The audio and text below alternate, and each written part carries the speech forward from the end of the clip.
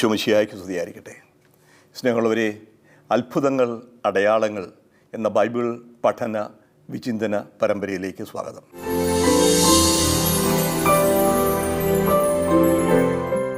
നമ്മൾ ബൈബിളിലൂടെ കടന്നു പോവുകയായിരുന്നു. പഴയ നിയമത്തിലും പുതിയ നിയമത്തിലും രേഖപ്പെടുത്തിയിരിക്കുന്ന നിരവധിയായ അത്ഭുതങ്ങൾ നമ്മൾ കണ്ടു. ഈ പരമ്പരയിൽ അവസാനമായിട്ട് നമ്മൾ വരികയാണ് യോഹന്നാൻ്റെ സുവിശേഷത്തിൽ 21-ാമത്തെ അധ്യായത്തിൽ രേഖപ്പെടുത്തിയിരിക്കുന്ന ഒരു സംഭവമാണ് ഇന്ന് നമ്മൾ പഠന വിഷയമാക്കാൻ ഉദ്ദേശിക്കുന്നത്. യോഹന്നാൻ സുവിശേഷം പഠിച്ചപ്പോൾ നമ്മൾ കണ്ടു, യോഹന്നാൻ സുവിശേഷം 2 ഭാഗമായിട്ട് തിരിച്ചിട്ടുണ്ട്.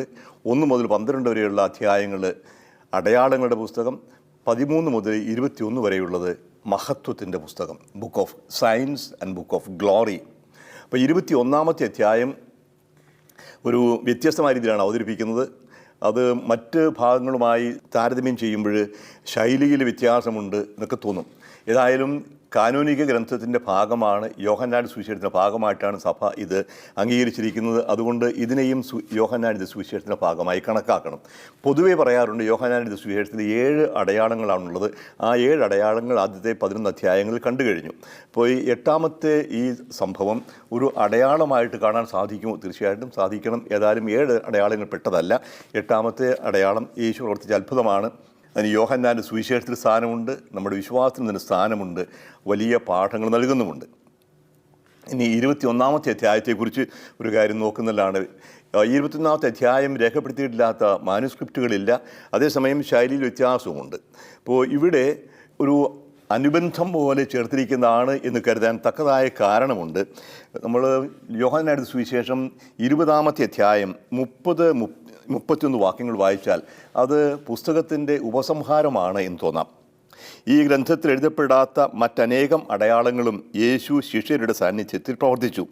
എന്നാൽ ഇവ തന്നെയും എഴുതപ്പെട്ടിരിക്കുന്നത് യേശു ദൈവപുത്രനായ ക്രിസ്തുവാണെന്ന് നിങ്ങൾ വിശ്വസിക്കുന്നതിനും അങ്ങനെ വിശ്വസിക്കുക നിമിത്തം നിങ്ങൾക്ക് അവൻ്റെ നാമത്തിൽ ജീവൻ ഉണ്ടാകുന്നതിനും വേണ്ടിയാണ്. ഇതൊരു പുസ്തകത്തിൻ്റെ ഉപസംഹാരമായിട്ട് കണക്കാക്കുന്നതിന് തെറ്റില്ല വാസ്തവത്തിൽ. ഇനി ഒന്നുമില്ലെങ്കിലും ആ പുസ്തകത്തിന് കംപ്ലീറ്റ് ആണ്. എന്നാൽ അതിനുശേഷം വീണ്ടും എടുത്തു പറയുന്നു, ഇതിനു ശേഷം യേശു തിബേരിയാസ് കടൽത്തീരത്ത് വെച്ച് ശിഷ്യന്മാർക്ക് വീണ്ടും പ്രത്യക്ഷപ്പെട്ടു എന്ന് പറയുമ്പോൾ മറ്റൊരു സംഭവം കൂട്ടിച്ചേർക്കുകയാണ്. ഇതുവരെ പറഞ്ഞിരുന്നും വ്യത്യസ്തമായ ഒരു കാര്യം എടുത്തു കാണിക്കുക. അപ്പോൾ 21-ാമത്തെ അധ്യായത്തിന് ശൈലി വ്യത്യാസമുണ്ട്, അടയാളം വ്യത്യാസമുണ്ട്. എന്നാലും വളരെ പ്രധാനപ്പെട്ട ഒരു കാര്യമാണ് ഇവിടെ പറയുക. എന്താണ് ഇതിൻ്റെ സാഹചര്യം, എന്താണ് ഇതിനകത്ത് പറഞ്ഞിരിക്കുന്ന കാര്യങ്ങൾ? നമുക്ക് ഈ ഭാഗം വായിക്കുമ്പോൾ 2 പ്രധാന സംഭവങ്ങളുണ്ട്. ഒന്ന് പത്രോസിന് കൊടുക്കുന്ന സ്ഥാനം, 2 യേശുവിൻ്റെ വത്സല ശിഷ്യ നൽകുന്ന സ്ഥാനം. ഇതെല്ലാം യേശുവിൻ്റെ മരണത്തിനും ഉത്ഥാനത്തിനും ശേഷം സംഭവിക്കുന്ന കാര്യങ്ങളാണ്. അത് തന്നെയുമല്ല, ഇതിൻ്റെ സാഹചര്യം വ്യത്യാസം. ഇതുവരെ യോഹന്നാൻ സുവിശേഷം വായിച്ചാൽ ശിഷ്യന്മാരെല്ലാം ജെറൂസലമിലായിരുന്നു എന്ന് തോന്നും. പക്ഷേ ഇവിടെ യേശു അവർ പ്രതിഷ്ഠപ്പെടുന്നത് ഗലീലിലാണ്, തിബേരിയാസ് കടൽത്തീരത്താണ്. അപ്പോൾ ഈ തിബേരിയാസ് കടൽത്തീരത്ത് യേശു പ്രത്യക്ഷപ്പെടുന്നു. ഈ സംഭവം നമുക്ക് ഒന്ന് വിശദമായിട്ട് കാണാനായിട്ട് ശ്രമിക്കാം. ആദ്യ ഭാഗം അത് 1 മുതൽ 14 വരെയുള്ള വാക്യങ്ങളാണ്. യേശു പ്രത്യക്ഷപ്പെടുന്നു, അവർക്ക് മനസ്സിലാവുന്നില്ല, അത്ഭുതം സംഭവിക്കുന്നു. അത് 3 ഭാഗമായിട്ട് നമുക്ക് തിരിക്കാം. യേശുവിൻ്റെ പ്രത്യക്ഷീകരണം, യേശു പ്രത്യക്ഷപ്പെടുന്നത്. 2-ാമത്തെ ഭാഗം യേശു പത്രോസിനെ അജപാലകനായി നിശ്ചയിക്കുന്നതാണ്. 3-ാമത്തെ ഭാഗം യേശുവും വത്സല ശിഷ്യനും തമ്മിലുള്ള ബന്ധം. അപ്പോൾ ആദ്യ ഭാഗത്ത് യേശു പ്രത്യക്ഷപ്പെടുന്നു. ഇതാണ് അടയാളമായിട്ട് നമ്മൾ കാണുന്നത്. 21-ാമത്തെ അധ്യായം 1 മുതൽ 3 വരെയുള്ള വാക്യങ്ങൾ വായിക്കട്ടെ. 1-ാം ഭാഗം. ഇതിനുശേഷം യേശു തിബേരിയാസ് കടൽത്തീരത്ത് വെച്ച് ശിഷ്യന്മാർക്ക് വീണ്ടും തന്നെ വെളിപ്പെടുത്തി. അവൻ വെളിപ്പെടുത്തിയത് ഇപ്രകാരമാണ്: ശിമയോൻ പത്രോസ്, ദിദിമോസ് എന്ന് വിളിക്കപ്പെടുന്ന തോമാസ്, ഗലീലിയിലെ കാനായിൽ നിന്നുള്ള നഥാനായേൽ, സബദിയുടെ പുത്രന്മാർ എന്നിവരും വേറെ 2 ശിഷ്യന്മാരും ഒരുമിച്ച് ഇരിക്കുകയായിരുന്നു. ശിമയോൻ പത്രോസ് പറഞ്ഞു, ഞാൻ മീൻ പിടിക്കാൻ പോവുകയാണ്. അവർ പറഞ്ഞു, ഞങ്ങൾ നിന്നോടുകൂടി വരുന്നു. അവർ പോയി വള്ളത്തിൽ കയറി. എന്നാൽ ആ രാത്രിയിൽ അവർക്ക് ഒന്നും കിട്ടിയില്ല. ഇതാണ് തുടക്കം. ശ്രദ്ധേയമാണ്. സാഹചര്യം അല്ലെങ്കിൽ സ്ഥലം തിബേരിയാസ് കടൽത്തീരമാണ്. യേശുവിനെ ആദ്യമായൊരു കണ്ടുമുട്ടിയ സ്ഥലം. യോഹന്നാനും യാക്കോബും ശിമയോനും അന്ത്രയോസും യേശുവിനെ കണ്ടുമുട്ടി വലയും വള്ളവും ഉപേക്ഷിച്ച് ഇറങ്ങിത്തിരിച്ചത് തിബേരിയാസ് കടൽത്തീരത്താണ്. അങ്ങോട്ട് തന്നെ തിരിച്ചു പോകാനാണ് പറയുക. ശിഷ്യന്മാർ ഒരുമിച്ച് കൂടിയിരിക്കുന്നു. അപ്പോൾ അവർ ജെറൂസലത്തിൽ നിന്ന് തിരിച്ചു പോകുന്നതായിട്ട് പറയുന്നത്. പക്ഷേ ഇവിടെ കടൽത്തീരത്ത് കൂടിയിരിക്കുന്ന ഈ ശിഷ്യന്മാർ 7 പേരുടെ പേര് പറയുന്നുണ്ട്. 7 പേര് അതിൽ പറയുന്നുണ്ട്. 5 പേരുടെ പേരും 2 പേര് പേരില്ലാത്തവരും. 12 പേരുടെ സംഘമായിരുന്നു അപ്പസ്തോലന്മാരുടേത്.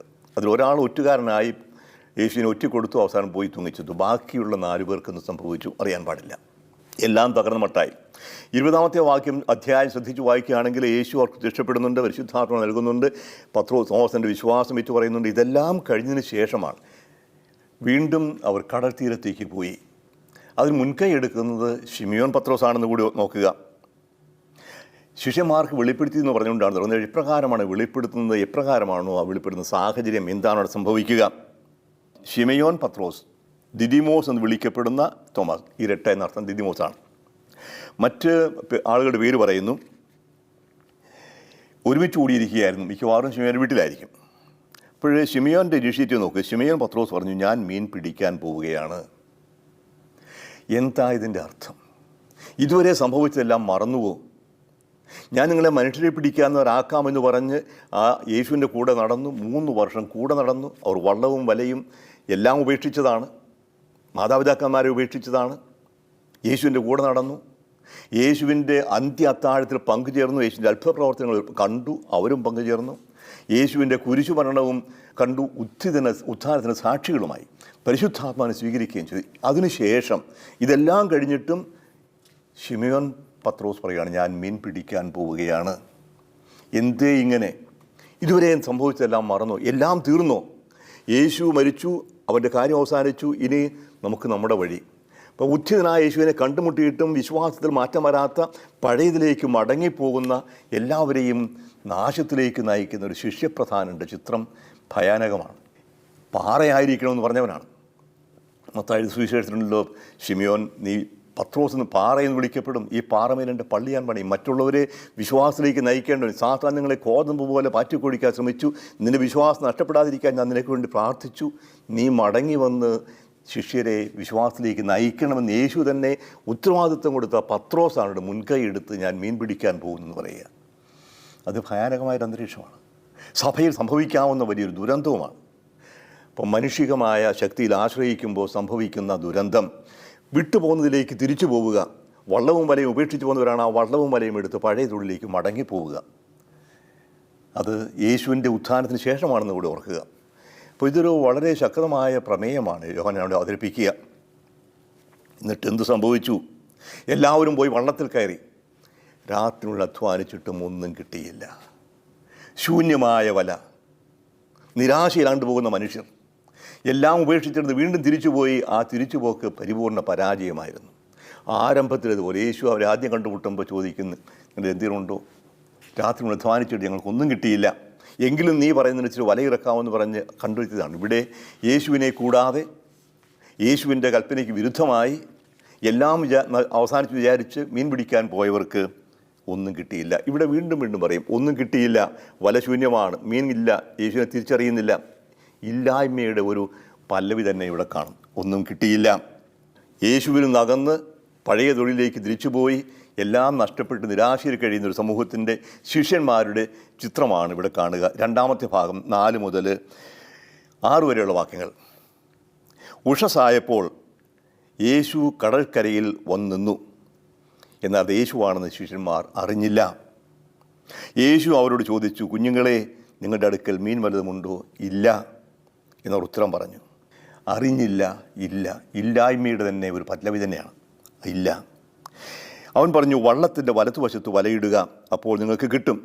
അവർ വലയിട്ടു. അപ്പോൾ വലയിലകപ്പെട്ട മത്സ്യത്തിൻ്റെ ആധിക്യ നിമിത്തം വല വലിച്ചു കയറ്റാൻ അവർക്ക് കഴിഞ്ഞില്ല. ഇതാണോ തുടക്കം? ആരംഭത്തിലേതുപോലെ തന്നെ. അതുകൊണ്ട് പലരും ചോദിക്കാറുണ്ട്, വാസ്തവത്തിൽ ലൂക്കായുടെ സുവിശേഷം 5-ാമത്തെ അധ്യായത്തിൽ കാണുന്ന ആ സംഭവം തന്നെയല്ലേ ഇവിടെ രേഖപ്പെടുത്തിയിരിക്കുക? ആയിരിക്കാം, അല്ലാതിരിക്കാം. ഏതായാലും 2 കാര്യങ്ങൾ പറയുന്നുണ്ട്. ഒന്ന്, ശിഷ്യത്വത്തിൻ്റെ തുടക്കത്തിലാണ്. ഇവിടെ യേശുവിൻ്റെ മരണവും ഉത്ഥാനവും കഴിഞ്ഞ് 2-ാമത്തെ ഒരു തുടക്കത്തിലാണ്. 2-ാം തുടക്കം. രണ്ടും ഒരുപോലെയാണ്. മറ്റു സുവിശേഷം കാണും, ഗലീലിലേക്ക് പോകണം, അവിടെ വെച്ച് അവൻ പ്രത്യക്ഷപ്പെടും. അപ്പോൾ യേശു ശിഷ്യന്മാരോട് വീണ്ടും ഗലീലിലേക്ക് പോകാനായിട്ട് പറയുന്നു. അതിൻ്റെ ഒരു സൂചനയായിരിക്കാം ഇവിടെ. ഗലീലിൽ ആദ്യത്തെ അനുഭവങ്ങളിലേക്ക് വീണ്ടും മടങ്ങി വരുന്നു. തുടക്കത്തിലേക്ക് അവർ മടങ്ങി വന്നു. അന്നുണ്ടായ സംഭവങ്ങൾ അനുസ്മരിപ്പിക്കുന്നു. ഇവിടെ ഈ അപരിചിതൻ്റെ വാക്ക് കേട്ട് വലയിറക്കിയപ്പോൾ വല നിറയെ മീൻ കിട്ടി. അപ്പോഴാണ് അവരുടെ കണ്ണു തുറക്കുക. പത്രോസ് മനസ്സിലായില്ലെന്നാലും.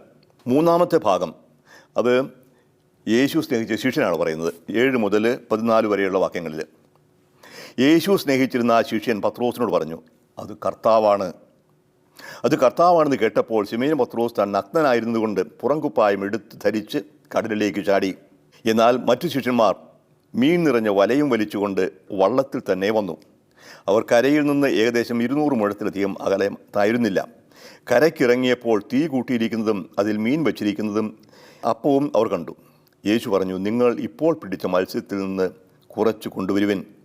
ഉടനെ ശിമയോൻ പത്രോസ് വള്ളത്തിൽ കയറി വലിയ മത്സ്യങ്ങൾ കൊണ്ട് നിറഞ്ഞ വല വലിച്ച് കരയ്ക്ക് കയറ്റി. അതിൽ 153 മത്സ്യങ്ങളുണ്ടായിരുന്നു. ഇത്ര അധികമുണ്ടായിരുന്നിട്ടും വല കീറിയില്ല. യേശു പറഞ്ഞു, വന്ന് പ്രാതൽ കഴിക്കുവിൻ. ശിഷ്യന്മാരിൽ ആരും അവനോട് നീ ആരാണ് എന്ന് ചോദിക്കാൻ മുതിർന്നില്ല. അത് കർത്താവാണെന്ന് അവർ അറിഞ്ഞിരുന്നു. യേശു വന്ന് അപ്പമെടുത്ത് അവർക്ക് കൊടുത്തു. അതുപോലെ തന്നെ മത്സ്യവും. യേശു മരിച്ചവരിൽ നിന്ന് ഉയർപ്പിക്കപ്പെട്ട ശേഷം ശിഷ്യന്മാർ പ്രത്യക്ഷപ്പെടുന്നത് ഇത് 3-ാം തവണയാണ്. അടയാളമായിട്ട് കൊടുക്കുക. ഇപ്പോൾ യേശുവിൻ്റെ സമീപനങ്ങൾ ശ്രദ്ധിക്കുക. ശിഷ്യന്മാരുടെ മനോഭാവങ്ങളും. യേശുവിനറിയാം തന്നെ തള്ളിപ്പറഞ്ഞവരാണ്, ഒളിച്ചോടിയവരാണിവർ. ഇനി തിരിച്ചു പോകരുതെന്ന് പറഞ്ഞ തൊഴിലിലേക്ക് വീണ്ടും പോയതാണ്. അതിൽ ശിമയോൻ പത്രോസാണ് മുൻകൈ എടുക്കുന്നത്. മറ്റുള്ളവരെ പ്രലോഭനത്തിൽ അകപ്പെടാതെ രക്ഷിക്കേണ്ടവൻ, മറ്റുള്ളവരെ യേശുവിനോട് ചേർത്ത് നിർത്തേണ്ടവൻ, അവൻ തന്നെ മുൻകൈ എടുത്ത് ശിഷ്യന്മാരെ അകറ്റിക്കൊണ്ടുപോയതാണ് പത്രോസ്. പക്ഷേ ഈ പരാതികളോ കുറ്റാരോപണങ്ങളോ ഒന്നുമില്ല. യോഹന്നാനാണ് ആദ്യമായിട്ട് യേശു സ്നേഹിച്ച ശിഷ്യനാണ്. അപ്പോൾ യോഹന്നാൻ്റെ വാക്ക് കേട്ട് പത്രോസ് യേശുവിനെ തിരിച്ചറിയുമ്പോഴേക്കും പിന്നെ വളരെ കഴിയുന്ന വേഗം ഗുരുവിൻ്റെ അടുക്കൽ എത്തണമെന്നായി. എടുത്തുചാട്ടക്കാരനാണ് പത്രോസ്. ആത്മാർത്ഥതയുള്ള മനുഷ്യനാണ്, പാവമാണ്, ഭീരുവാണ്. അതേസമയം യഥാർത്ഥമായ സ്നേഹമുണ്ട്. ഭയമാണ് അവനെ യേശുവിനെ തള്ളിപ്പറയാൻ പ്രേരിപ്പിച്ചത്. ഇവിടെ സ്നേഹമാണ് അവനെ യേശുവിൻ്റെ അടുക്കിലേക്ക് അടുപ്പിക്കുന്നത്. ഒരു യഥാർത്ഥ മനുഷ്യൻ, മുഖം മൂടിയില്ലാതെ നടിക്കാതെ ആയിരിക്കുന്ന അവസ്ഥയിൽ സ്വയം അവതരിപ്പിക്കുന്ന പ്രവർത്തിക്കുന്ന പത്രോസ്. അവൻ നഗ്നനായിരുന്നത് കൊണ്ട് പുറംകുപ്പായം എടുത്തു ധരിച്ച് കടലിലേക്ക് ചാടി. ഞാൻ മീൻ പിടിക്കാൻ പോകുമ്പോൾ പുറംകുപ്പായം ധരിക്കാറുണ്ടായിരിക്കില്ല, അരക്കച്ച മാത്രമേ ഉള്ളൂ. പക്ഷേ ആ അരക്കച്ച മാത്രമല്ല ഇവിടെ സൂചനയുണ്ട്. യോഹന്നാൻ സുവിശേഷമാണ്. താൻ നഗ്നനായിരുന്നു. ആ നഗ്നതാബോധം അവന് പിന്നീട് ഉണ്ടാകും. കുറച്ച് കഴിയുമ്പോഴേക്കും യേശുവാണെന്ന് പറഞ്ഞ് എങ്ങനെ യേശുവിനെ അഭിമുഖീകരിക്കും? ഞാനവനെ അറിയില്ല എന്ന് 3 തവണ തള്ളിപ്പറഞ്ഞവനാണ്. ഇനി ആ യേശുവിൻ്റെ അടുക്കിലേക്ക് എങ്ങനെ പോകും? ആ യേശു തന്നെയാണ് പത്രോസിന് വീണ്ടും പരിശുദ്ധാത്മാവ് നൽകിയത്. അവൻ്റെ അടുക്കിലേക്ക് നമുക്ക് എങ്ങനെ പോകാൻ സാധിക്കും?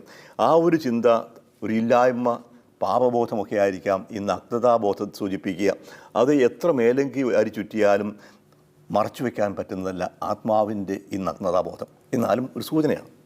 വരിച്ചുറ്റി യേശുവിൻ്റെ അടുക്കിലേക്ക് കടന്നു ചെന്നു. ശിമയോൻ പത്രോസ് വള്ളത്തിൽ കയറി വലിയ മത്സ്യങ്ങൾ കൊണ്ട് നിറഞ്ഞ വല വലിച്ചു കരയ്ക്ക് കയറ്റി. അതിൽ 153 മത്സ്യങ്ങളുണ്ടായിരുന്നു. എന്താണ് ഈ 153ൻ്റെ പ്രത്യേകത എന്ന് ചോദിക്കാറുണ്ട്. അസംഖ്യം ഒരുപാടുണ്ട് എന്നുള്ളത് സൂചന. അതോടൊപ്പം അന്നത്തെ കാഴ്ചപ്പാടനുസരിച്ച് ആകെ ഉള്ളത് 153 ഇനം മത്സ്യങ്ങളാണ് അത്രേ. അപ്പോൾ എല്ലാത്തരം മത്സ്യങ്ങളും ഇതിനകത്തുണ്ട് എന്ന ഒരു സൂചനയാകാം. ഇപ്പോൾ ഈ വല നിറയെ മത്സ്യം യേശുവിൻ്റെ ശിഷ്യന്മാരുടെ പ്രവർത്തനങ്ങൾ എപ്രകാരം ഫലവത്താകാൻ പോകുന്നു എന്നതിൻ്റെ ഒരു മുന്നോടിയും സൂചനയുമാണ്. എല്ലാ ജനതകളെയും ദൈവരാജ്യത്തിലേക്ക് ആകർഷിക്കുക, ദൈവത്തിൻ്റെ സന്നിധിയിലേക്ക് ദൈവമക്കളായി കൊണ്ടുവരിക, അതിൻ്റെ ദൗത്യമാണ് ശിഷ്യന്മാരെ ഏൽപ്പിക്കുന്നത്. ഈ വള്ളത്തിൽ നിന്ന് വലയിറക്കി വല നിറയെ മീൻ പിടിച്ചു എല്ലാ മത്സ്യങ്ങളെയും ഉൾക്കൊള്ളുന്ന ഈ വല എല്ലാ ജനതകളെയും ഉൾക്കൊള്ളുന്ന സഭയുടെ ഒരു പ്രതീകമായിരിക്കണം. അതുകൊണ്ടാണ് 153 എന്ന ഈ സംഖ്യ എന്ന് പൊതുവെ കരുതപ്പെടുന്നു. ഇത്രയേറെ മത്സ്യം ഉണ്ടായിട്ടും വല കീറിപ്പോയില്ല. അപ്പോൾ ഈ കീറിപ്പോകാത്ത വലയും കീറിയെടുക്കാത്ത യേശുവിൻ്റെ മേലങ്കിയുമുണ്ട്. യോഹന്നാൻ സുവിശേഷത്തിനാണ് പറയുക. അപ്പോൾ യേശുവിനെ കുരിശിൽ തറച്ചതിന് ശേഷം പടയാളികൾ അവൻ്റെ വസ്ത്രം പങ്കിട്ടെടുത്തു. അവൻ്റെ മേലങ്കി തയ്യൽ കൂടാതെ മുഴുവൻ നെയ്തെടുത്തതായിരുന്നു. അത് മുറിക്കേണ്ട ആർക്ക് ആയിരിക്കണമെന്ന് ചിട്ടിയിടാം. അപ്പോൾ മുറിക്കാത്ത കീറാത്ത യേശുവിൻ്റെ മേലങ്കിയും ഇവിടെ കീറാത്ത വലയും രണ്ടും സഭയുടെ പ്രതീകമായിട്ടാണ് കണക്കാക്കുന്നത്. ഭിന്നിപ്പുണ്ടാകരുത്, പിളർപ്പുണ്ടാകരുത്, സഭ ഒന്നായി നിൽക്കണം. ഇനി വരുമ്പോൾ യേശു അവരോട് പറയുന്നത് നോക്കൂ. 12-ാം വാക്യം. യേശു പറഞ്ഞു, വന്ന് പ്രാതൽ കഴിക്കുവിൻ. മനോഹരമായ ചിത്രമാണ്. അതിരാവിലെ എണീറ്റ് വേലയ്ക്ക് പോയിരുന്ന മക്കൾക്ക് വേണ്ടി പ്രാതൽ തയ്യാറാക്കുന്ന അമ്മയുടെ ചിത്രം ഞാൻ ഓർക്കുന്നുണ്ട്. ഞാൻ ഈ ബൈബിൾ ചിത്രകഥ പബ്ലിഷ് ചെയ്തിരുന്നൊരു കാലഘട്ടമാണ്. 1985 മുതൽ 90 വരെയുള്ള 6 വർഷം കൊണ്ടാണ് ബൈബിൾ ചിത്രകഥ 51 പുസ്തകങ്ങൾ പബ്ലിഷ് ചെയ്തത്. അപ്പോൾ യേശുവിൻ്റെ ജീവചരിത്രമായിട്ട് 15 പുസ്തകങ്ങൾ പ്രസിദ്ധീകരിക്കുകയുണ്ടായി. അപ്പോൾ ഓരോ പുസ്തകത്തിൻ്റെയും കവർ ചിത്രം എന്തായിരിക്കണം, ആ പുസ്തകത്തിൽ ഉൾക്കൊള്ളുന്ന ആശയം എന്തോ അത് പ്രകടമാക്കുന്നൊരു ചിത്രമായിരിക്കണം. അവസാനം എൻ്റെ മനസ്സിലൊരു ചോദ്യം വന്നു, എന്ത് ചിത്രമാണ് കുഞ്ഞുങ്ങളുടെ മനസ്സിൽ യേശുവിനെക്കുറിച്ച് പതിഞ്ഞിരിക്കേണ്ടത്. എന്താ പടമാണ് കൊടുക്കുക? അവസാനത്തെ പടമാണ്, അവസാനത്തെ പുസ്തകമാണ് യേശുവിനെക്കുറിച്ച്. എന്തു പടം കൊടുക്കണം എന്ന് ചിന്തിച്ചപ്പോൾ ഈ ചിത്രമാണ് എൻ്റെ മനസ്സിലേക്ക് കടന്നു വന്നത്. അതിരാവിലെ എണീറ്റ് തീ കൂട്ടി അപ്പം ചുട്ട് മീനുമായി കാത്തിരിക്കുന്ന അമ്മയുടെ ചിത്രം. അതല്ലേ ദൈവം? അപ്പനും അമ്മയും മറന്നാലും ഞാൻ നിന്നെ മറക്കില്ല എന്ന് പറയുന്ന, വാങ്ങി ഭക്ഷിക്കുവിൻ ഇതെൻ്റെ ശരീരമാണെന്ന് പറഞ്ഞ് സ്വയം മുറിച്ചു കൊടുക്കുന്ന യേശുവിനെ അമ്മയായിട്ട് കാണാം. ആ ഒരു ചിത്രമാണ് ഇവിടെ യേശു എടുത്ത് കാണിക്കുക. മക്കളെ വരുവിൻ, യാതൊരു പരാതിയുമില്ല, ശാസനയില്ല, കുറ്റപ്പെടുത്തലില്ല, ശിക്ഷയും ഒന്നുമില്ല. നിങ്ങൾക്ക് വിശക്കുന്നുണ്ടാവും, രാത്രി കൊണ്ട് അധ്വാനിച്ചതല്ലേ, വന്ന് പ്രാതൽ കഴിക്കുവിൻ. അതാണ് യേശുവിലൂടെ പ്രകടമാകുന്ന ദൈവത്തിൻ്റെ ചിത്രം. കുറ്റപ്പെടുത്തലല്ല, ശാസിക്കലല്ല, ശിക്ഷിക്കലല്ല, സ്നേഹത്തിൽ പൊതിയുക. നിങ്ങൾക്ക് വിശക്കുന്നില്ലേ, രാത്രി കൊണ്ട് അധ്വാനിച്ചതല്ലേ, വന്ന് ഭക്ഷണം കഴിക്കുവിൻ, ആഹാരം കഴിക്കുവിൻ. നമ്മളാണ് ചോദിക്കുക, എവിടെ പോയി കിടക്കുക, ധ്യാനമൊക്കെ പോയി പിടിക്കും, നീയെ തള്ളിപ്പറഞ്ഞവനല്ലേ, ഒടിച്ചോടി പീരുക്കളല്ലേ, എന്തെല്ലാം ശാസനയ്ക്കുള്ള സാധ്യതയുണ്ട്. ഒന്നുമില്ല. കഴിഞ്ഞ കാര്യങ്ങളെല്ലാം മറന്നു. ഒന്നേ ഉള്ളൂ, വിശക്കും, നിങ്ങൾ വരുന്നു, ആഹാരം കഴിക്കുവിൻ. യേശു അവരോട് പറഞ്ഞു. എങ്കിലും ശിഷ്യന്മാരിൽ ആരും അവനോട് നീ ആരാണെന്ന് ചോദിക്കാൻ മുതിർന്നില്ല, അത് കർത്താവാണെന്ന് അവൻ അറിഞ്ഞിരുന്നു. യേശു വന്ന് അപ്പമെടുത്ത് അവർക്ക് കൊടുത്തു, അതുപോലെ മത്സ്യവും. അന്ത്യത്താഴത്തെ അനുസ്മരിപ്പിക്കുന്നതാണ് അപ്പമെടുത്ത്. യേശു മരിച്ചവരും ഉയർപ്പിക്കപ്പെട്ട ശേഷം ശിഷ്യന്മാർക്ക് പ്രത്യക്ഷപ്പെടുന്ന മൂന്നാം പ്രാവശ്യമാണ് യോഹന്നാന്റെ സുവിശേഷം അനുസരിച്ച്. ഇവിടെ അവസാനിക്കാമായിരുന്നു, പക്ഷേ ഇതല്ല, ഇതൊരടയാളമാണ്. ഇനി എന്താണ് സംഭവിക്കുക? ഈ വിവരണത്തിൻ്റെ കാതലായിട്ട് നിൽക്കുന്നത് അടുത്തതാണ്, പത്രോസിൻ്റെ സ്ഥാനം. അത് 15 മുതൽ 19 വരെയുള്ള വാക്യങ്ങളിലാണ് ഈ വിവരണത്തിൻ്റെ തുടർച്ച. അവരുടെ പ്രാതൽ കഴിഞ്ഞപ്പോൾ യേശു ശിമയോൻ പത്രോസിനോട് ചോദിച്ചു, യോഹന്നാന്റെ പുത്രനായ ശിമയോനെ, നീ ഇവരെക്കാൾ അധികമായി എന്നെ സ്നേഹിക്കുന്നുവോ? അത് ശിമയോൻ്റെ ഒരു വാക്കിനെ കൂടി സൂചിപ്പിക്കുന്നതാണ്. മത്തായി 26:33 അല്ലെങ്കിൽ മർക്കോസ് 14:29 ഇവരെല്ലാം നിന്നെ തള്ളിപ്പറഞ്ഞാലും ഞാൻ നിന്നെ തള്ളിപ്പറയുകയില്ല, ഞാൻ നിന്നെ ഒളിച്ചു കൊടുക്കില്ല. അപ്പോൾ എല്ലാവരെക്കാളും മെച്ചമായി ഞാൻ നിൻ്റെ കൂടെ ചേർന്ന് നിൽക്കും എന്നുള്ള ശിമയോൻ്റെ ആ വാക്കിനെ അനുസ്മരിപ്പിക്കുന്നത് കൂടിയാവാം. ഇവരെക്കാൾ അധികമായി നീ എന്നെ സ്നേഹിക്കുന്നുവോ? ഇത് ഇവരെക്കാളെന്നും ഇതിനേക്കാളെന്നുമാകാം. കൃത്യമായിട്ട് പ്രയാസമാണ് ഗ്രീക്കിൻ്റെ ഗ്രാമർ അനുസരിച്ച്. ഏതായാലും ചോദ്യം ഇതാണ്, നീ ഇവരെക്കാൾ അധികമായി എന്നെ സ്നേഹിക്കുന്നുവോ? കുറ്റപ്പെടുത്തലല്ല, ശാസനയും ശിക്ഷയുമല്ല, സ്നേഹിക്കുന്നുവോ? പത്രോസ് കൃത്യമായിട്ട് പറഞ്ഞു, ഉവ്വ് കർത്താവേ, ഞാൻ നിന്നെ സ്നേഹിക്കുന്നു, നീ അറിയുന്നുവല്ലോ. ആത്മാർത്ഥതയാണ്, സ്നേഹമാണ്, ഞാൻ നിന്നെ സ്നേഹിക്കുന്നു, നീ അറിയുന്നുവല്ലോ. യേശു അവനോട് പറഞ്ഞു, എൻ്റെ ആടുകളെ മേയ്ക്കുക. അത് വലിയ പ്രശ്നമില്ല. രണ്ടാം തവണ വീണ്ടും ചോദിക്കാം. രണ്ടാം പ്രാവശ്യം അവൻ ചോദിച്ചു, യോഹന്നാന്റെ പുത്രനായ ശിമയോനെ, നീ എന്നെ സ്നേഹിക്കുന്നു. ഇപ്പോൾ കമ്പാരിസൺ ഇല്ല, മറ്റൊന്നുമില്ല. ഒരേ ഒരു ചോദ്യം, നീ എന്നെ സ്നേഹിക്കുന്നുവോ? മറ്റുള്ളവരായിട്ടുള്ള താരതമ്യമെല്ലാം വിട്. നീ എന്നെ സ്നേഹിക്കുന്നുവോ? യഥാർത്ഥത്തിൽ സ്നേഹിക്കുന്നുവോ? അതിനും ശിമയോൻ മറുപടി പറഞ്ഞു, ഉവ്വ് കർത്താവേ, ഞാൻ നിന്നെ സ്നേഹിക്കുന്നു, നീ അറിയുന്നുവല്ലോ. യാതൊരു മാറ്റമില്ല, ഞാൻ നിന്നെ സ്നേഹിക്കുന്നു, എനിക്കറിയാവുന്ന കാര്യമാണ്. മൂന്നാം പ്രാവശ്യവും അവനോട് ചോദിച്ചു, യോഹന്നാന്റെ പുത്രനായ ശിമയോനെ, നീ എന്നെ സ്നേഹിക്കുന്നുവോ? തന്നോട് മൂന്നാം പ്രാവശ്യവും നീ എന്നെ സ്നേഹിക്കുന്നുവോ എന്ന് അവൻ ചോദിച്ചതുകൊണ്ട് പത്രോസ് ദുഃഖിതനായി. അവൻ പറഞ്ഞു, കർത്താവേ, നീ എല്ലാം അറിയുന്നു, ഞാൻ നിന്നെ സ്നേഹിക്കുന്നുവെന്നും നീ അറിയുന്നു. യേശു പറഞ്ഞു, എൻ്റെ കുഞ്ഞാടുകളെ മേയ്ക്കുക. സത്യം സത്യമായി ഞാൻ നിന്നോട് പറയുന്നു, ചെറുപ്പമായിരുന്നപ്പോൾ നീ സ്വയം അരമുറുക്കുകയും ഇഷ്ടമുള്ളിടത്തേക്ക് പോവുകയും ചെയ്തിരുന്നു. എന്നാൽ പ്രായമാകുമ്പോൾ നീ നിൻ്റെ കൈകൾ നീട്ടുകയും മറ്റൊരുവൻ നിൻ്റെ അരമുറുക്കുകയും നീ ആഗ്രഹിക്കാത്തടുത്ത് നിന്നെ കൊണ്ടുപോവുകയും ചെയ്യും. ഇതവൻ പറഞ്ഞത് ഏതു വിധമുള്ള മരണത്താൽ പത്രോസ് ദൈവത്തെ മഹത്വപ്പെടുത്തും എന്ന് സൂചിപ്പിക്കാനാണ്. അതിനുശേഷം യേശു അവനോട് പറഞ്ഞു, എന്നെ അനുഗമിക്കുക. അപ്പോൾ ചോദിക്കാം, എന്തുകൊണ്ടാണ് യേശു 3 തവണ ഇങ്ങനെ ആവർത്തിച്ച് ചോദിക്കുക, നീ എന്നെ സ്നേഹിക്കുന്നുവോ, സ്നേഹിക്കുന്നുവോ, സ്നേഹിക്കുന്നുവോ? തീർച്ചയായിട്ടും സ്നേഹമായിരിക്കണം കേന്ദ്രം. പക്ഷേ ഈ ആവർത്തിക്കുന്നതിൻ്റെ അർത്ഥം എന്താണെന്ന് മനസ്സിലാക്കണമെന്നുണ്ടെങ്കിൽ ഇതിൻ്റെ ഒറിജിനൽ ഭാഷയിലേക്ക് പോകണം. ഒറിജിനൽ ഭാഷ ഗ്രീക്കാണ്. യേശു സംസാരിച്ച അരമായ ഭാഷയാണ്, പക്ഷേ യോഹന്നാൻ എഴുതുന്നത് ഗ്രീക്ക് ഭാഷയിലാണ്. ഗ്രീക്ക് ഭാഷയിൽ സ്നേഹിക്കുക എന്നിവിടെ 2 വാക്കുകൾ കൊണ്ടാണ് ഉപയോഗിച്ചിരിക്കുക. സ്നേഹിക്കുക എന്നതിന് ഗ്രീക്കിൽ 4 വാക്കുകളുണ്ട്. ആദ്യത്തേത് സ്തോർഗെയിൻ എന്ന് പറയും. വാത്സല്യമുണ്ടായിരിക്കുക, മാതാപിതാക്കന്മാർക്ക് മക്കളുടെ സ്നേഹത്തെയാണ് സ്തോർഗെയിൻ എന്ന് പറയുക. രണ്ടാമത്തേത് ഈറോസ് എന്ന് പറയും. കമിതാക്കൾ തമ്മിൽ ഭാര്യാഭർത്താക്കന്മാരാകാൻ ആഗ്രഹിക്കുന്ന സ്ത്രീ പുരുഷന്മാർ തമ്മിലുള്ള സ്നേഹമാണ് പ്രേമം എന്ന് വേണേൽ വിശേഷിപ്പിക്കാം. മൂന്നാമത്തേത് ഫിലേയിൻ എന്ന് പറയും, ഇഷ്ടപ്പെടുക. ഫിലേയിൻ, ഫിലോസഫിയ, ഫിലഡൽഫിയ എന്നൊക്കെ പറയും. ഫിലേയിൻ അതിന് ഇഷ്ടമായിരിക്കുക, സുഹൃത്തുക്കൾ തമ്മിൽ ഞാൻ നിന്നെ സ്നേഹിക്കുന്നു, നീ എന്നെ സ്നേഹിക്കുന്നു, പരസ്പരം കൊടുക്കുകയും വാങ്ങുകയും ചെയ്യുന്ന ആ സ്നേഹം, അതാണ് ഫിലേയിൻ. നാലാമത്തേത് അഗാപ്പെ, അതാണ് സ്നേഹം. ഈ ഫിലേയിൻ അഗാപ്പെ തമ്മിലുള്ള വ്യത്യാസം അറിഞ്ഞിരിക്കുന്നതാണ്. ഫിലേയിൻ എന്ന് പറയുമ്പോൾ എനിക്ക് നിന്നോട് താല്പര്യമുണ്ട്, എനിക്ക് നിനക്ക് എന്നോട് താല്പര്യമുണ്ട്, കൊടുക്കൽ വാങ്ങലാണ്. അതേസമയം അഗാപ്പെ എന്ന പദം അത് ദൈവത്തിൻ്റെ സ്നേഹമാണ്. ദൈവം സ്നേഹിക്കുന്ന പോലെ നിൻ്റെ നന്മ മാത്രം ഞാൻ ആഗ്രഹിക്കുന്നുള്ളൂ. നിനക്ക് നന്മ വരണം, നീ എന്നെ ദ്രോഹിച്ചാലും തള്ളിപ്പറഞ്ഞാലും ഞാൻ നിന്നെ സ്നേഹിക്കും. ഒന്നും തിരിച്ചു പ്രതീക്ഷിക്കാത്ത, നന്മ മാത്രം പ്രതീക്ഷിക്കുന്ന ആ ഒരു സ്നേഹം, അതാണ് ദൈവിക സ്നേഹം. ഞാൻ നിങ്ങളെ സ്നേഹിച്ചതുപോലെ നിങ്ങൾ സ്നേഹിക്കണം. അപ്പോൾ ആ ഒരു പദമാണ് യേശു ഉപയോഗിക്കുന്നത്. ശിമയോനെ നീ എന്നെ സ്നേഹിക്കുന്നു, അഗാപ്പെ. പക്ഷേ ശിമയോൻ ഉപയോഗിക്കുന്ന പദം ഫിലേയിൻ എന്നാണ്. പച്ചമലയാളത്തിലേക്ക് ആക്കിയാൽ യുവതി പറയാം, ശിമയോനെ നീ എന്നെ സ്നേഹിക്കുന്നു, കർത്താവ് എനിക്ക് നിന്നെ ഇഷ്ടമാണ്. രണ്ടാം തവണ ചോദിക്കും, ശിമയോനെ നീ എന്നെ സ്നേഹിക്കുന്നു, കർത്താവ് എനിക്ക് നിന്നെ ഇഷ്ടമാണ്. അപ്പോൾ മൂന്നാം തവണ ചോദിക്കും, യഥാർത്ഥത്തിൽ നിനക്ക് എന്നെ ഇഷ്ടമാണോ?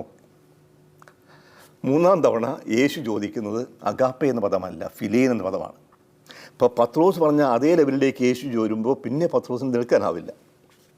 അപ്പോഴാണ് തൻ്റെ കഴിവുകേടുകളെക്കുറിച്ച്, തൻ്റെ തെറ്റുകളെക്കുറിച്ച്, ഇടർച്ചകളെക്കുറിച്ച്, വീഴ്ചകളെക്കുറിച്ച്, ഒറ്റിക്കൊടുക്കലിനെക്കുറിച്ചൊക്കെ പത്രോസ് ബോധവാനാവുക. യേശു മുൻകൂട്ടി താക്കീത് കൊടുത്തിരുന്നതായിരുന്നു. പക്ഷേ അതെല്ലാം നഷ്ടപ്പെടുത്തി ഇനി ഒന്നേ ഉള്ളൂ, നീ എല്ലാം അറിയുന്നു, ഞാൻ നിന്നെ സ്നേഹിക്കുന്നു, നീ അറിയുന്നു. പത്രോസിന് പറയാൻ വാക്കുകളില്ല. ജീവിതം മുന്നിൽ കാണുമ്പോൾ പരാജയങ്ങൾ മാത്രം. എന്തുമാത്രം ശ്രദ്ധിച്ച് യേശു കൊണ്ടു നടന്നതാണ്. അധികാരങ്ങൾ നൽകിയവനാണ്, സംരക്ഷിച്ചതാണ്, പരിശുദ്ധാത്മ നൽകി ശക്തിപ്പെടുത്തിയതാണ്. എന്നിട്ടും ഈ ഞാൻ തന്നെയാണ് മുൻകൈ എടുത്ത് ഈ ശിഷ്യന്മാരെ കൂടി വഴിതെറ്റിച്ചത്. നീ എല്ലാം അറിയുന്നു, പക്ഷേ ഞാൻ നിന്നെ സ്നേഹിക്കുന്നു, നിനക്കറിയാം. ഇപ്പോൾ തൻ്റെ ബലഹീനതകളും ഇല്ലായ്മയും ഏറ്റുപറഞ്ഞ് അംഗീകരിച്ച് സ്വയം അടിയറ വയ്ക്കുകയാണ് ശിമയോൻ. അവിടെ നിന്നാണ് തുടക്കം. ഇനി അങ്ങോട്ട് ശിമയോന് ഇടർച്ച ഉണ്ടാവുകയില്ല. സ്വന്തം കഴിവിലല്ല അവൻ ആശ്രയിക്കുന്നത്, തന്നെ സ്നേഹിക്കുന്ന, തനിക്ക് വേണ്ടി സ്വയം സമർപ്പിച്ച യേശുവിലാണ്. നീ എല്ലാം അറിയുന്നു. ആ ശിമയോനെയാണ് യേശു പത്രോസാക്കി വീണ്ടും പ്രതിഷ്ഠിക്കുന്നു. സഭയുടെ നേതാവായി, അജപാലകനായി പത്രോസിനെ യേശു നിശ്ചയിച്ചു. അവസാനം പറയും, നീ എനിക്ക് സാക്ഷിയായിരിക്കും. ആ യേശുവിൻ്റെ ആ സാക്ഷ്യമാണ് ശിമയോൻ പത്രോസ് അവസാനം റോമിൽ നിർവഹിക്കുന്നത്. അവിടെയാണ് നിനക്ക് പ്രായമാകുമ്പോൾ മറ്റൊരു നിൻ്റെ അരമുറുക്കും, നീ ആഗ്രഹിക്കാത്തിടത്തേക്ക് നിന്നെ അവർ കൊണ്ടുപോകും. അവൻ എപ്രകാരമുള്ള മരണം വരിക്കണമെന്ന് സൂചിപ്പിക്കാൻ വേണ്ടിയാണ് ചെയ്തത് പറഞ്ഞത് എന്ന് യോഹന്നാൻ പറയുന്നുണ്ട്. അതാണ് ഇന്ന് സെൻറ്റ് പീറ്റേഴ്സ് ബസിലിക്ക നിൽക്കുന്ന റോമിലെ വത്തിക്കാൻ കുന്നിൽ നീറോയുടെ മതപീഡന കാലത്ത് തലകീഴായി കുരിശിൽ തറയ്ക്കപ്പെട്ട പത്രോസ്. അങ്ങോട്ടാണ് പോവുക. അപ്പോൾ നീ എന്നെ സ്നേഹിക്കുന്നുവോ എന്ന ചോദ്യത്തിന് പത്രോസ് കൊടുത്ത മറുപടി നമ്മളും ഇതും ബാധകമാണ്.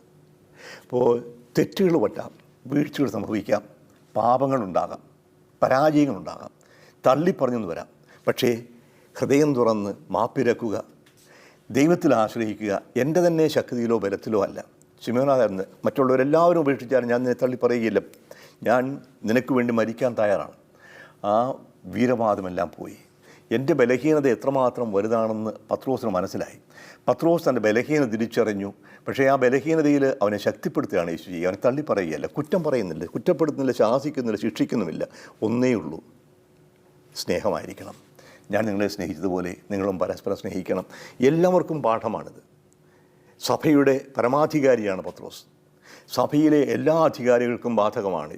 ഞാൻ നിന്നെ സ്നേഹിച്ചതുപോലെ നിങ്ങൾ സ്നേഹിക്കണം. സ്നേഹമായിരിക്കണം യേശുവിൻ്റെ സഭയിൽ അധികാരത്തിനുള്ള ഒരു മാനദണ്ഡമായി നിൽക്കുന്നത്.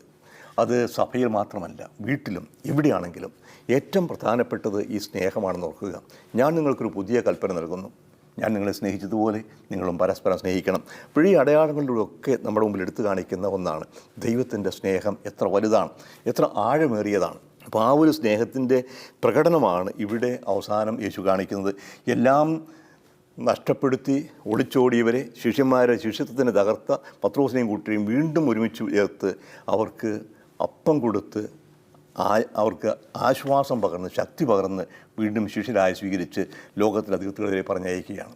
എൻ്റെ ആടുകളെ മേയ്ക്കുക, എൻ്റെ കുഞ്ഞാടുകളെ മേയ്ക്കുക. ഈ ആടുകളെ മേയ്ക്കുന്ന, കുഞ്ഞാടുകളെ മേയ്ക്കുന്ന ഇടയൻ്റെ മുഖ്യമായ സ്വഭാവം സ്നേഹത്തിൻ്റെതായിരിക്കണം. ഇടയൻ ആടുകൾക്ക് വേണ്ടി ബലിയർപ്പിക്കുന്ന പോലെ, യേശു സ്വയം ബലിയർപ്പിച്ചതുപോലെ സ്വയം നഷ്ടപ്പെടുത്താൻ ബലിയർപ്പിക്കാൻ സന്നദ്ധരാകണം യേശുവിൻ്റെ പിൻഗാമികളായ ഇടയന്മാർ. അതെല്ലാവരുമാണ്. മാതാപിതാക്കന്മാരും അധ്യാപകരും അധികാരികളും എല്ലാം ഈ ഒരു ഇടയൻ്റെ സ്ഥാനത്താണ് നിൽക്കുക. അതിന് പ്രകാരമുള്ള ഒരു ഇടയ മനോഭാവം, സ്നേഹത്തിൽ ഊന്നിയ സഹനത്തിൽ ഇവിടെ മുന്നേറുന്ന ആ ഒരു മനോഭാവം നമുക്കെല്ലാവർക്കും നൽകണമെന്ന് പ്രാർത്ഥിക്കാം. നിത്യം പിതാവും പുത്രനും പരിശുദ്ധാത്മാവുമായ സർവേശ്വര. ആമേൻ.